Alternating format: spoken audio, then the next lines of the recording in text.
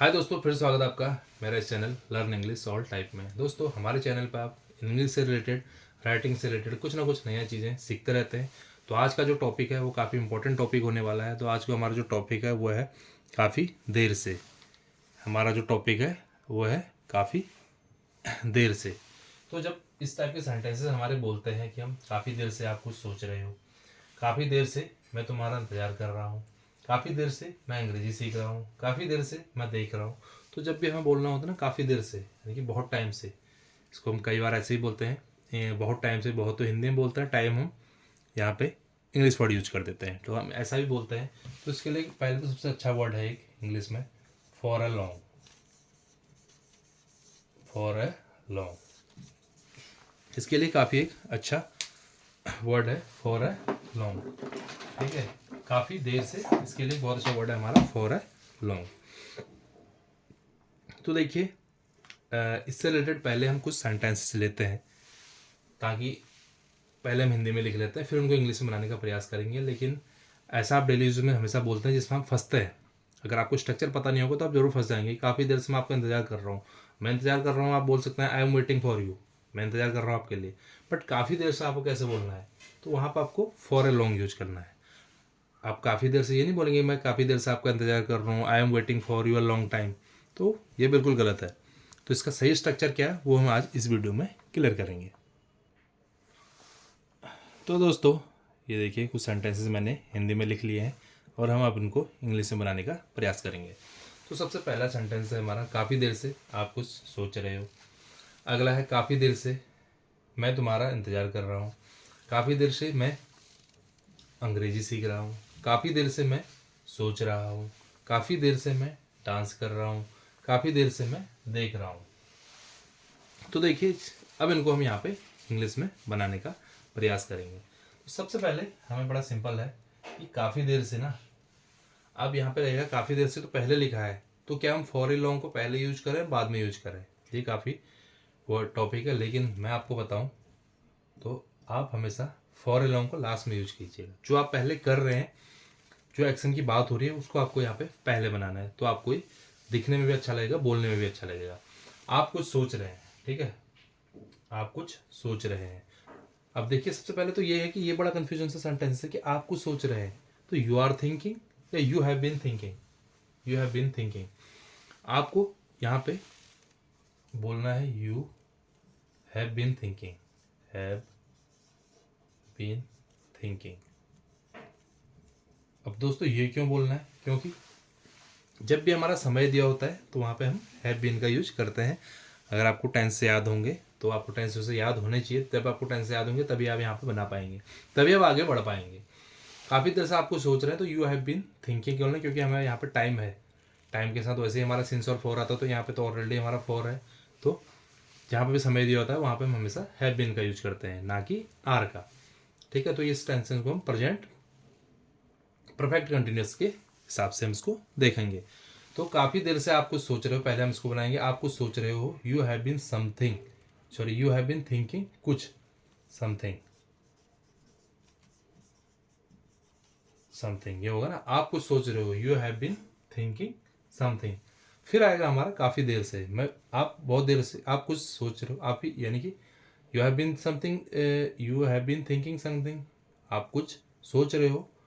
उसके बाद आएगा for a long. For a long यानी काफ़ी देर से। अब देखिए, हमारे प्रेजेंट परफेक्ट कंटिन्यूअस का टेंस है, तो पहले हम उसमें क्या करते हैं, पहले हम यू हैव बीन ही लिखते हैं। उसके बाद सिंस और फॉर के बाद जो आता है उसको हम बाद में लिखते हैं। तो इसीलिए हमारा ये स्ट्रक्चर इसलिए सही है कि आपको हमेशा पहले यू हैव बीन या बाद में जो पार्ट है उसको आपको पहले बनाना है। काफ़ी देर से फॉर ए लॉन्ग को आपको इंग्लिश में लास्ट में लिखना है। ठीक है, अब अगला है, काफ़ी देर से मैं तुम्हारा इंतज़ार कर रहा हूँ, यानी कि मैं तुम्हारा इंतज़ार कर रहा हूँ। ठीक है, तो हमेशा मैंने बताया इसको हम प्रेजेंट परफेक्ट कंटिन्यूस के हिसाब से लेंगे। मैं तुम्हारा इंतज़ार कर रहा हूँ, I have been waiting. I have been waiting for you, तुम्हारे लिए इंतज़ार कर रहा हूँ फॉर यू। मैं तुम्हारा इंतज़ार कर रहा हूँ, मतलब इसका क्या मतलब हुआ कि मैं तुम्हारे लिए इंतज़ार कर रहा हूँ। तो इसको हम बनाएंगे, I have been waiting for you. I have been waiting for you for a long. For a long. For a long, काफ़ी देर से मैं तुम्हारा इंतज़ार कर रहा हूँ। I have been waiting for you for a long, for you for a long. ठीक है, अब अगला है दोस्तों, काफ़ी देर से मैं अंग्रेजी सीख रहा हूँ। सॉरी, ये मैंने गलत लगा दिया स्ट्रक्चर, ये यहाँ पे होना चाहिए था, यहाँ पे तो ठीक है। यहाँ पे काफ़ी देर से मैं अंग्रेजी सीख रहा हूँ, यानी कि मैं अंग्रेजी सीख रहा हूँ। ठीक है, आई हैव बीन लर्निंग, मैं अंग्रेजी सीख रहा हूँ। I have been learning. ठीक है, आई हैव बीन लर्निंग, क्या सीख रहा हूँ मैं? अंग्रेजी, यानी कि इंग्लिश। तो इससे दोस्तों जो भी इसमें कंटिन्यूस वर्ड आएंगे वो हमेशा आपके प्रेजेंट परफेक्ट में ही बनेंगे, या past sorry present perfect continuous में ही बनेंगे।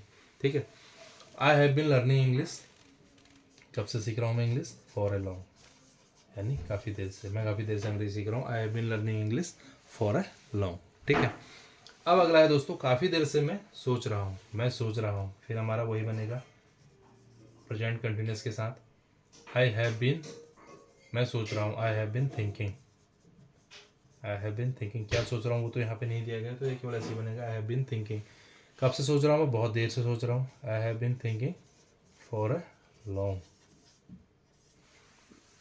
ठीक है, I have been thinking for a long, मैं काफ़ी देर से सोच रहा हूँ, या काफ़ी देर से मैं सोच रहा हूँ, तो आई हैव बीन थिंकिंग। अगर ये इंग्लिश में इस तरीके होता है ना, मैं काफ़ी देर से सोच रहा हूँ, तो इसको इंग्लिश में तब भी इसी तरीके से बनाते हैं।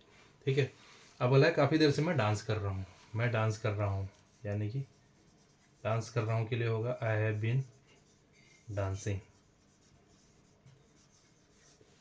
ठीक है, आई हैव बीन डांसिंग, मैं डांस कर रहा हूँ, आई हैव बीन डांसिंग।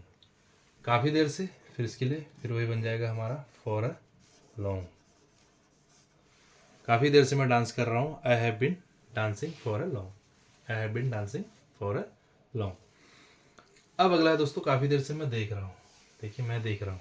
ठीक है, फिर हमारा वही बन जाएगा प्रेजेंट कंटिन्यूस के साथ, तो आई हैव बीन वॉचिंग।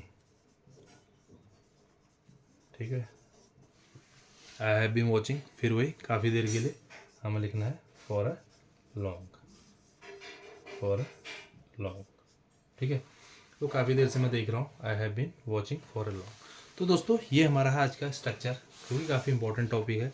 इस तरीके से स्ट्रक्चर के साथ हमें कई बार लिखना ही पड़ता है, कई बार बोलना भी पड़ता है। तो उम्मीद करता हूँ आपको ये आना चाहिए। फॉर ए लॉन्ग वाला टॉपिक तो आपको क्लियर होगा, लेकिन जब आप टाइमिंग के साथ आपका दिया हो तो हमेशा आपको परफेक्ट कंटिन्यूस के साथ ही बनाना, उसको बनाना है, चाहे पास्ट परफेक्ट कंटिन्यूस का बनाओ, फ्यूचर परफेक्ट कंटिन्यूस का बनाओ, प्रेजेंट परफेक्ट कंटिन्यूस का, क्योंकि इसमें समय दिया हुआ है।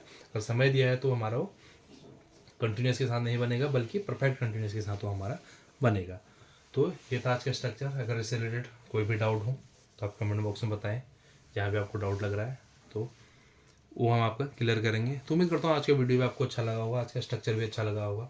और कुछ स्ट्रक्चर आपके पसंद के हों, जहाँ फंसते हो, तो आप कमेंट बॉक्स में बता सकते हैं, वो स्ट्रक्चर भी हम आपको वीडियो में क्लियर करेंगे, ताकि आपको कोई परेशानी इंग्लिश में ना हो। मुलाकात होगी दोस्तों अगले वीडियो में कुछ और चीज़ों के साथ, तब तक के लिए बाय बाय।